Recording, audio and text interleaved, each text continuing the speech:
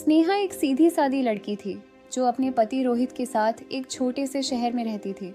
दोनों की शादी को 2 साल हो चुके थे और अब परिवार बढ़ाने की सोच रहे थे।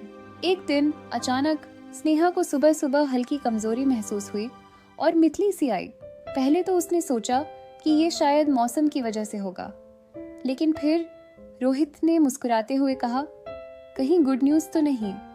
शर्माते हुए स्नेहा ने प्रेगनेंसी टेस्ट किया और जब रिपोर्ट पॉजिटिव आई तो उसकी आंखों से आंसू निकल पड़े, खुशी के आंसू। रोहित ने उसे गले लगा लिया और दोनों की जिंदगी में एक नया अध्याय शुरू हुआ। जैसे ही स्नेहा डॉक्टर के पास गई, उसे पहली बार पता चला कि गर्भावस्था में कितनी सावधानी की जरूरत होती है। डॉक्टर ने उसे कुछ जरूरी बातें बताई। रोज फोलिक एसिड की गोली लेना, ज्यादा से ज्यादा पानी पीना, भारी चीजें उठाने से बचना और ज्यादा सोचना नहीं, बस खुश रहना। पर स्नेहा के लिए ये आसान नहीं था। उसे अचानक से खाने की पसंद नापसंद बदलने लगी थी। कभी खट्टा खाने का मन करता, कभी अचार। थकावट हर समय बनी रहती, लेकिन फिर भी वो हर अल्ट्रासाउंड की रिपोर्ट का इंतजार करती, बस एक झलक अपने बच्चे की। अब स्नेहा की तबीयत थोड़ी स्थिर होने लगी थी, पेट भी थोड़ा सा दिखने लगा था और पहली बार उसने बच्चे की हल्की सी हरकत महसूस की, जैसे कोई अंदर से हल्के से दस्तक दे रहा हो। वो पल उसके लिए जादू जैसा था।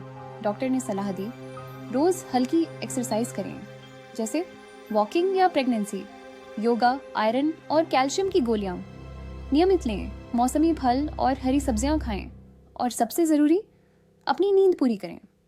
रोहित भी अब बहुत ध्यान रखने लगा था।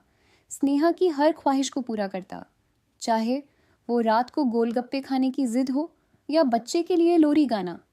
अब पेट पूरी तरह से बाहर आ गया था, चलना फिरना मुश्किल हो गया था, सोने में तकलीफ होती, पैर सूज जाते और कभी कभी स्नेहा को डर भी लगता, क्या मैं एक अच्छी माँ बन पाऊंगी। लेकिन हर बार जब बच्चा पेट में हिलता, उसे लगता कि सब ठीक होगा। अब डॉक्टर ने सलाह दी, नॉर्मल डिलीवरी के लिए रोज़ थोड़ी देर टहलना ज़रूरी है। घबराहट या ब्लड प्रेशर बढ़े तो तुरंत डॉक्टर को बताएं। डिलीवरी बैग तैयार रखें जिसमें कपड़े, दवाइयाँ और ज़रूरी दस्तावेज हों। स्नेहा और रोहित ने बच्चे के लिए छोटे छोटे कपड़े खरीदे, एक पालना लिया और बच्चे के नाम भी सोचने लगे। 29 नवंबर की रात थी। अचानक स्नेहा को तेज दर्द शुरू हुआ। रोहित उसे तुरंत अस्पताल ले गया। दर्द के बीच स्नेहा की आंखों में डर भी था और उम्मीद भी। घंटों के बाद आखिरकार डॉक्टर ने बाहर आकर कहा, बधाई हो, एक प्यारी सी बेटी हुई है। रोहित की आंखें नम हो गईं। अंदर जाकर उसने देखा, स्नेहा थकी हुई थी, लेकिन उसके चेहरे पर एक माँ की मुस्कुराहट थी और उसकी गोद में एक नन्ही सी जान, जो अब उनकी पूरी दुनिया बन चुकी थी। हर महिला की गर्भावस्था की यात्रा अलग होती है, पर एक बात समान होती है, माँ का प्यार, माँ का संघर्ष। वीडियो को लाइक और चैनल को सब्सक्राइब करना न भूलें। धन्यवाद।